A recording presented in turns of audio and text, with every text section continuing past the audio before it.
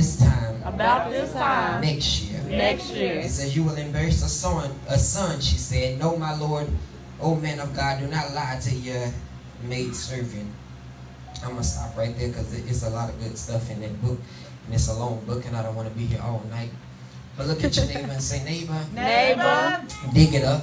Dig it up. It's getting ready to sneeze. It's getting ready to sneeze. Now let me break that down to you. This story is talking about the Shemanite woman who had buried a son.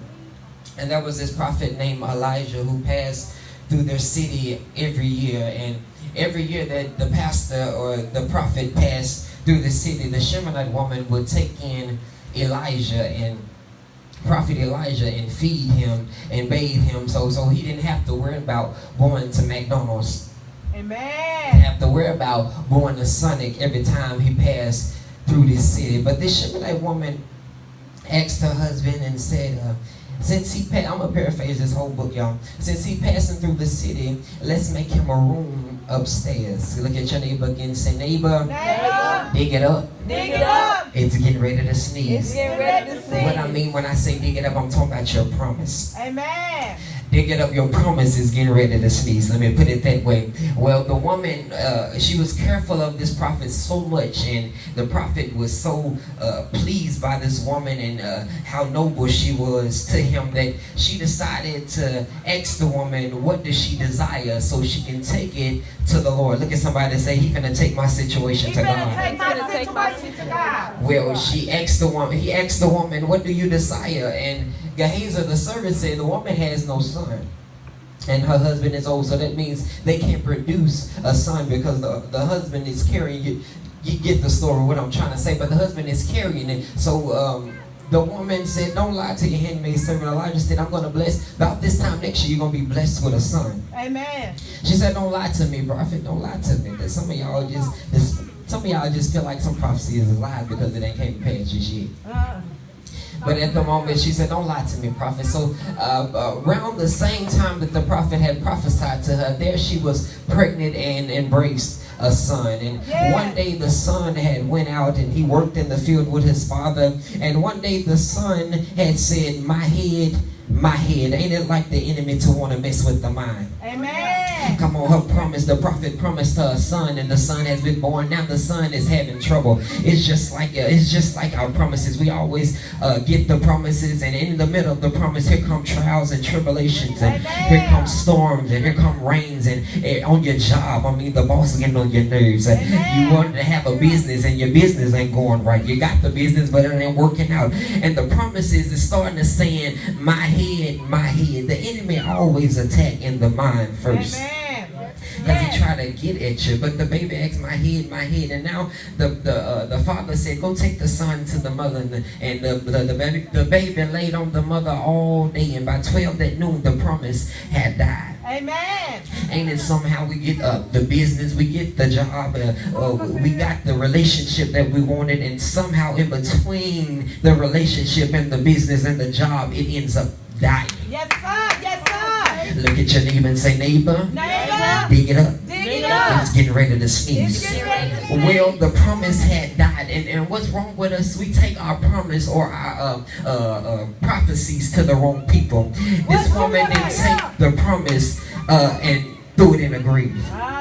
This woman didn't take the promise and said, I'm done with it. I ain't going to fool with it no more. I'm not going to try to work out this relationship. I'm not going to try to work out this marriage. I'm not going to worry about this job because I'm just here just to be here. But this woman took the promise to the prophet's room. Yes, sir. Yes, sir. She took the promise back to the promiser. Yes, sir. Can I get a witness? Amen. And well, she laid the promise on the bed of the prophet. They had made a room for the prophet upstairs in the house. I forgot to tell you that part. But she laid the promise on the bed of the prophet. Yes.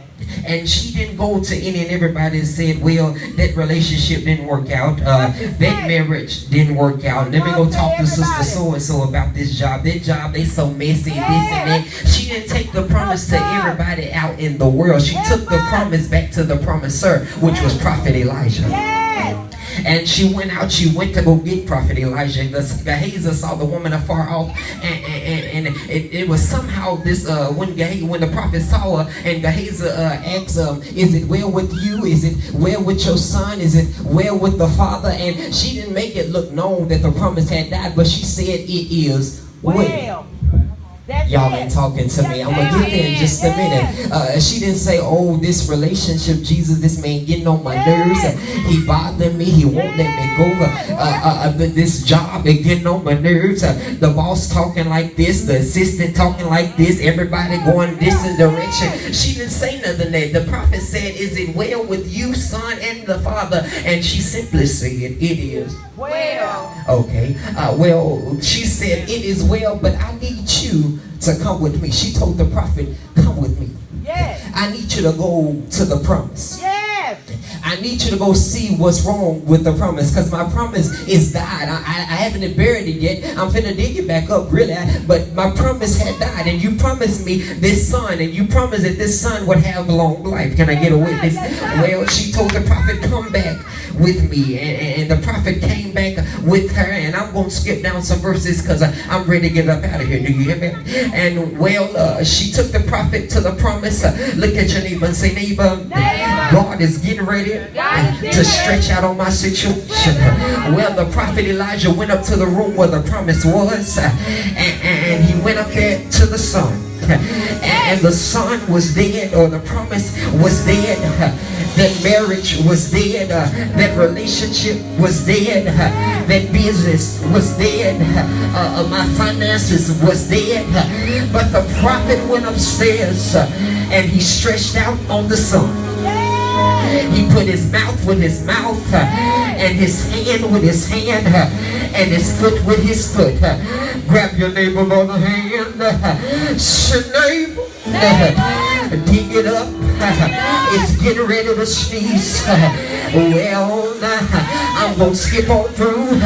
He laid on the son, and when he laid on the son began to come warm. Your finances begin to get warm. Your marriage begin to get warm. Your relationship begin to get warm. Whatever the promise is, it begin to get warm. And the prophet said that the son began to sneeze 7 times. Somebody say, "Dig it up.